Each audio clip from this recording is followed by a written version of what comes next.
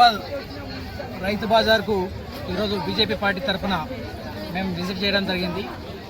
10 సంవత్సరాల క్రితం నరేంద్ర మోడీ గారు స్టార్ట్ చేసినటువంటి ఫోన్పే రైతులు ఏ విధంగా ఉపయోగించుకుంటారు అనే విషయాన్ని మేము కూలంకషంగా చర్చించి రైతులతో కూడా మాట్లాడినాం. రైతులకు ప్రతి ఒక్కరికి చిల్లర 7 రూపాయలు కానీ 5 రూపాయలు కానీ ఒక్క రూపాయి అయినా సరే ఫోన్పే ద్వారా ఈరోజు వాళ్ళకి చిల్లర లేకుండా ఈజీగా వాళ్ళ అకౌంట్లకు పోతుంది. రైతులు చాలా సంతోషంగా ఉన్నారు. గతంలో పార్లమెంటులో చిదంబరం గారు ఆ రోజు రైతుల దగ్గర ఎక్కడ నెట్వర్క్ ఉన్నది, వాళ్ళ దగ్గర POS మిషన్లు ఎక్కడ ఉన్నాయి, వాళ్ళ దగ్గర వైఫై ఏడుంది, కరెంట్ ఏడున్నది, ఛార్జింగ్ ఎట్లా పెట్టుకుంటారనే అవహేళన ఆ రోజు చేసి ఈరోజు అబాస్ పాలయ్యండు ఆనాటి చిదంబరం గారు. పెద్ద ఆర్థికవేత్త.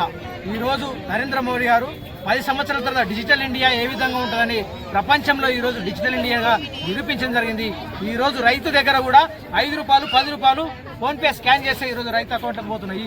అదేవిధంగా వికారాబాద్ రైతు బజారు గతంలో బీఆర్ఎస్ సర్కారు సంజీవరావు గారు ఉన్నప్పుడు ఇక్కడ ఇంటిగ్రేటెడ్ మార్కెట్ అని చెప్పి చేపలు కలగా, మాంసాన్ని కలగా, కూరగాయలు కలగా రైతులు ఈ విధంగా రాజును చేస్తామని గత సర్కారు చెప్తే, ఈనాడు సర్కారు ఏంటంటే గతంలో ఏ పని చేస్తామో మేము ఆ పని చేయము. అరే గవర్నమెంట్ అన్నప్పుడు కంటిన్యూస్ ఉండాలి. ఒక గవర్నమెంట్ అనేది కంటిన్యూస్గా వెళ్ళాలి. ఒక గవర్నమెంట్ చేసిన పనులను దాన్ని కొనసాగించడమే అభివృద్ధి లక్ష్యం. కానీ ఎవరైతే స్టార్ట్ చేస్తారో మేము ఆ పని చేయం. ఎందుకంటే కమిషన్లు రావు. వికారాబాద్ బ్రిడ్జ్ ఉంది, 90 కోట్లతో 2023లో వచ్చి శిలాపాలకం వేసిపోయింది కేటీఆర్ వచ్చి. దాన్ని స్టార్ట్ చేద్దామంటే సీకులన్నీ జంగు పడిపోయినాయి. ఎందుకు చేయాలంటే మేము కమిషన్ రావు మాకు. ఇప్పుడు గవర్నమెంట్ కొనసాగించడం లేదు. ఈ రకంగా గత గవర్నమెంట్ చేసినటువంటి పనులను వచ్చే గవర్నమెంట్ చేయడం లేదు. ఇట్లా కాకుండా దొందే టీఆర్ఎస్ పార్టీ ఆ విధంగానే చేస్తున్నది. ఇప్పుడు కాంగ్రెస్ పార్టీ కూడా గత సర్కారు చేసినటువంటి మార్కెట్ యార్డ్ మాత్రం మేము చేయము. ఈ రకంగా చేస్తున్నటువంటి వాళ్ళు రైతులు కనీసం మేము వచ్చే 2 నిమిషాలు 3 నిమిషాలు నిలబడలేకపోతున్నాం. వీళ్ళు ఇంచుమించుగా 12 నుంచి 20 గంటలు ఈ రైతు బజార్లో ఉండి వాళ్ళు కూరగాయలు అమ్ముకొని ఇంటికి పోతే వీళ్ళు తినలేక ఇక్కడ ఉన్నటువంటి వాళ్ళు హాస్పిటల్కే వీళ్ళకి డబ్బులు ఖర్చు అయ్యే పరిస్థితి ఉంది. ఈరోజు వీళ్ళకి అస్తమా రోగాలు కానీ, సీజన్ వ్యాధులు కానీ వీళ్ళకి వస్తే ప్రైవేట్ హాస్పిటల్స్ పోతే వాళ్ళు ఆస్తులు అమ్ముకునేటారు, వాళ్ళు చంపేటట్టున్నారు. గవర్నమెంట్ హాస్పిటల్కి పోతే వాళ్ళు చంపేటట్టున్నారు. ఈ రకంగా రైతుల ఉసురు వస్తున్నటువంటి కాంగ్రెస్ ప్రభుత్వం, గత సర్కారు అన్నటువంటి బీఆర్ఎస్ సర్కారు మొన్ననే వచ్చి రీసెంట్గా వచ్చి ఇక్కడ షో చేసిపోయాడు. అరే నువ్వు ఎమ్మెల్యే ఉన్నప్పుడే కదా నాయన ఇదంతా స్టార్ట్ అయింది. నువ్వు దుర్మార్గుడు, అంతకుముందు నాయన చేసిపోయాడు. దాన్ని కొనసాగించాల్సిన బాధ్యత నీ మీద ఉండే, నువ్వు చేయకపోతే. ఇప్పుడు ప్రసాద్ కుమార్ ఇక్కడ అసలు ప్లేసే కరెక్ట్ కదండి. ఈ రకంగా ప్రభుత్వ ఆదాయాన్ని అంతా మీరు గండి కొడుతున్నారు. కాంట్రాక్టర్లకు మేలు చేసే రకంగా ఉన్నారు. కాంట్రాక్టర్లను కూడా బిల్లు లేకుండా వాళ్ళను కూడా చంపేటట్టుగా ఈరోజు ఉన్నటువంటి కాంగ్రెస్ సర్కారు ఈ రకంగా తయారైందని వికారాబాద్ బీజేపీ పార్టీ మేము డిమాండ్ చేస్తున్నాం. తక్షణమే ఇక్కడ ఉన్నటువంటి మార్కెట్ యార్డును పనులు ప్రారంభించాలి. లేకపోతే పెద్ద ఎత్తున ఆందోళన చేసి వికారాబాద్ జిల్లా ఎన్టీఆర్ చౌరస్తా దగ్గర దిగ్బంధం చేస్తాం. ఈ రైతులతోనే మేము రైతుల పక్షాన పోరాడతాం. ఇక్కడ మార్కెట్ యార్డులో వీళ్ళకు కనీస వసతులు వీళ్ళకు ఉండాలి. నీళ్ళు ఇవ్వాలి, వీళ్ళకి అవసరమైతే టెంట్ వేసి ఇవ్వాలి. వీళ్ళకి సంబంధించినటువంటి 24 గంటలు వీళ్ళకు వసతి ఉండాలి. ఈ రకంగా లేని ఖచ్చితంగా వికారాబాద్ మున్సిపల్ చైర్మన్ కానీ ఇక్కడ ఉన్నటువంటి సంబంధిత అధికారులు కానీ తక్షణమే స్పందించాలి. రైతులకు అన్ని రకాలుగా సౌకర్యాలు కల్పించాలని వికారాబాద్ పార్టీ పక్షాన మేము డిమాండ్ చేస్తున్నాం. చేసామంటే కారణం POS మిషన్స్ ఉన్నాయా, చిదంబరం గారు POS మిషన్స్ ఉన్నాయా, వైఫై ఉంటుందా, అక్కడ పవర్ ఛార్జింగ్ స్టేషన్ ఉంటుందా, ఇవన్నీ ఉంటాయా అని అడిగిండు. అట్లాంటిది ఇలా ఇక్కడ కూర్చున్న రైతులు ప్రతి ఒక్కరు QR స్కానర్ అంటే ఇంటర్నెట్ అవసరం లేదు, వైఫై అవసరం లేదు, ఖాళీ స్కానర్ ఉంటే సరిపోతుంది. ఆ స్కానర్కి ఎట్లా పేమెంట్ చేయాలనే విధానం 10 సంవత్సరాలు అయింది చాలా. దానికి సంబంధించి మార్కెట్లో రైతులను అడగడానికి వచ్చాం. దానివల్ల మీరు హ్యాపీగా ఆనందంగా ఉన్నారా లేదా అని అడిగితే మేము చాలా ఆనందంగా ఉన్నాం. ఇంతకుముందు మేము నోట్లు వస్తే అందులో దొంగ నోట్లు ఉంటుండే, ఆ దొంగ నోట్లు మళ్ళీ అట్లాంటి ఇబ్బంది ఉంటుండే. ఇప్పుడు ఆ ఇబ్బంది ఏం లేకుండా డైరెక్ట్ అకౌంట్లకే వస్తున్నాయి. మళ్ళీ చిల్లర ప్రాబ్లం లేకుండా ఉన్నదని వాళ్ళు చాలా ఆనందం వ్యక్తం చేసిండ్రు. అట్లనే ఇంకో విషయం ఏంటంటే మీరు ఇక్కడ గమనించినట్టయితే ఈ చెత్త ఇదంతా చూడొచ్చు. ఇది గత 3-4 సంవత్సరాల నుంచి ఈ చెత్త ఇట్లనే ఉన్నది, ఆ పనులు అట్లనే ఉన్నాయి. గవర్నమెంట్ మారింది కానీ ఇక్కడ చెత్త లేవది, పందులు పోవు. ఇప్పుడు ఇదే దగ్గర ఇదే నాయకులంతా ఈయనే కొనుక్కొని తినాలి. మీరు చూసినట్టయితే ఇప్పుడు ఇక కూరగాయలు కొనుక్కొని వచ్చినాం. కూరగాయలు కొనుక్కున్నాం ఇప్పుడు ఈ వాసన తీసుకోవాలా, ఈ కూరగాయల మీద వాసన వస్తున్నాయి అని చెప్పి ఇంటికి పోయి ఎట్లా తినాలో అర్థం కాని పరిస్థితి. అది ఆ సినిమాలా గల్లీ చిన్నదని ఒరే టెంకన్న పటవాడి మురుగు వాసన వస్తుంది చికెన్ వండితే వేయటం కానీ అట్లనే ఉన్నది ఇక పరిస్థితి. వీటికెళ్ళి కూరగాయలు కొనుక్కపోతే వేయటం ఇంటికాడ వాసన వచ్చే పరిస్థితి ఉన్నది జర దీనిపై తినేటోళ్ళకి.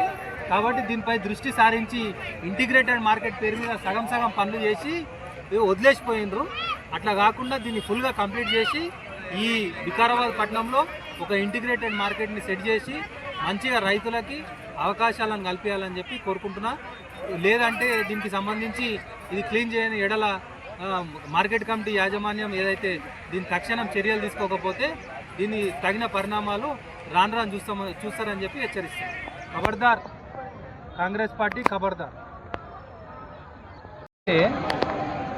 రోజు తినేటి ఫుడ్కి సంబంధించి కూరగాయలు ఏమో పూర్తిగా బురదల అధ్వానమైన స్థితిలాగా కొనుక్కుంటున్నాము. ఇదే చెప్పులు కానీ ప్రైవేటైజేషన్ అయిన చెప్పులు ఇవన్నీ ఏమో ఏసీలలో కొంటున్నాం. సో ప్రజలు గిటంగా ఆలోచన చేయాలి. వీళ్ళకి సంబంధించి రైతులకు సంబంధించి ఇవాళ మనం పోరాడకపోతే మనం తినే తిండి ఏడికెళ్ళి వస్తున్నదని ఆలోచన మర్చిపోయి వాళ్ళకి సహకరించలేమనుకో రేపు పొద్దుగాల మీరు తినే తిండిలో మీరే మన పోసుకొని తిన్నట్టు అవుతుంది. కాబట్టి ఆలోచన చేసి రైతులందరికీ సహకరించాలని చెప్పి ఇక్కడ స్థానిక ప్రజలందరికీ చెప్తున్నా. ఎందుకంటే మీరు గమనించండి, మీరు కొనేది ఇదే మార్కెట్లో. ఈ మార్కెట్ పరిస్థితి ఏంది, దుస్థితి ఏంది అనేది చూడండి. దాంతోపాటు ఇక్కడ ఉన్న రైతులకు గిట్టంగా నేను రిక్వెస్ట్ చేస్తున్నా, ఏమని మీది చెత్త ఏమైనా అయితే ఉంటే అక్కడ మున్సిపల్ ట్రాక్టర్ ఉంది బయట, ఆ ట్రాక్టర్లో తీసుకుపోయి వేయండి. మీరు వేస్తే మా మున్సిపాలిటీ వాళ్ళు తీసుకోకపోతే దానికి చర్యలు ఏముంటాయో మేము తీసుకుంటాం. కానీ అట్లా కాకుండా మీరు చెత్త ఈడనే వేయడము, దానికి సంబంధించి ఇంకా బయటికి వెళ్ళి తెచ్చి ఇన్నే వేయడం చాలా ఇబ్బందికరంగా ఉన్నది. దాని గిట్టంగా రైతులు దృష్టిలో పెట్టుకోవాలి, ఇక్కడున్న స్థానిక ప్రజల గిట్టంగా దృష్టిలో పెట్టుకొని దీన్ని మంచి స్థానిక నాయకులు స్పందించి దీన్ని అంతా మంచి చేయాలని కోరుకుంటున్నాం. మన ఆర్థిక వ్యవస్థను చూసుకున్నట్టయితే బ్యాంక్ అకౌంట్స్ చాలా మందికి లేవు. ఈ ఆన్లైన్ ట్రాన్సాక్షన్ అనేది ఎవరికి తెలియదు. ఆ టైంలో చిదంబరం గారు ఒక ఆర్థిక వేస్త ఆయన ఎగతాళిగా మాట్లాడుతూ అందరితోనైతుందా చదువు, మన దగ్గర ఇల్లిటరసీ రేట్ ఎక్కువ, వాళ్ళతో ఇలాంటివన్నీ చేయడం సాధ్యమా అని మాట్లాడినారు. అదే ఈ 10 సంవత్సరాల కాలంలో ఆల్రెడీ 5 సంవత్సరాల క్రితమే ప్రతి ఒక్కరి దగ్గర, చిన్న రైతు కాదు, కూరగాయలు కాదు, టీ స్టాల్ కాదు, ప్రతి ఒక్కరి దగ్గర కూడా స్కానర్స్ ఉన్నాయి, ఆన్లైన్ పేమెంట్లు చేస్తున్నారు. ప్రతి 5 రూపాయల దగ్గర నుంచి 5,000, 5 లక్షల వరకు కూడా మనం ట్రాన్సాక్షన్ చేసుకోగలుగుతున్నాం. అంటే ఇదంతా ఆన్లైన్ ట్రాన్సాక్షన్ వల్ల సాధ్యమైంది. ప్రతి ఒక్కరికి జన్ధన్ ఖాతాల పేరు మీద ప్రతి ఒక్కరికి బ్యాంక్ అకౌంట్ ఓపెన్ చేయించి ఆ అకౌంట్లోకి వాళ్ళకి డబ్బులు వచ్చే విధంగా, ప్రతి చిన్న వ్యాపారవేత్తలకు కూడా లాభం అయ్యే విధంగా మన నరేంద్ర మోడీ గారు ఈ పరిణామాన్ని తీసుకురావడం ఒక ఎత్తు అయితే, మా వికారాబాద్లో ఒక్కసారి ఈ రైతు బజార్ను చూసినట్టయితే ఇంటిగ్రేటెడ్ మార్కెట్ కింద గత ప్రభుత్వము శంకుస్థాపన చేసి ఇదంతా మంచిగా ఉన్న దాన్ని ఇంకొంచెం తవ్వి పూర్తిగా మట్టి వేసి అది రైతులకు కనీసం కూర్చునే స్థలం లేకుండా కొంచెం అక్కడ చూసుకున్నట్టయితే స్టాళ్ళు ఉన్న దగ్గర వ్యాపారస్తులు కూర్చుంటున్నారు. వాళ్ళు బీట్లలో కూరగాయలు కొనుక్కొని అమ్ముతారు. కానీ నిజంగా పండించుకొచ్చే రైతులకు మాత్రం పూర్తిగా వాళ్ళు ఫుట్పాత్ మీద కూర్చున్నంత పరిస్థితిలో ఉన్నారు. వర్షం పడితే బురదనే, వాళ్ళ కూర్చునే స్థలం కూడా లేదు. ఎండకు కనీసం నీడ రావడానికి ఏమీ లేదు. చీకటి అయితే లైట్లు లేవు. వాళ్ళు తినడానికి కూడా కనీస సౌకర్యాలు లేవు. వెనకాల చూస్తే వాసన. ఇలా ఈ స్థలంలో మేము వచ్చి ఒక అరగంట ఉండలేకపోతున్నాం. అలాంటిది వాళ్ళు గంటలు పొద్దున్న వస్తే సాయంత్రం దాకా ఉండి వాళ్ళకి ఏమన్నా రోగాలు వస్తే పరిస్థితి ఏంటి? ఒక రైతు దేశానికి వెన్నెముక లాంటి రైతు పరిస్థితి ఈ విధంగా ఉంటే మిగతా వాళ్ళని ఏం చూసుకుంటారు ఈ ప్రభుత్వాలు?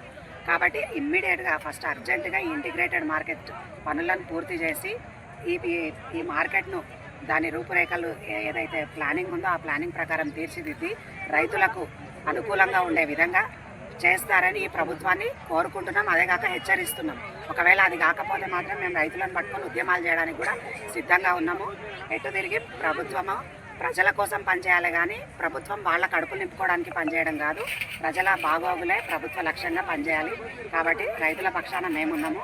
ఈ రైతులకు న్యాయం జరిగే వరకు మేము పోరాడతామని భారతీయ జనతా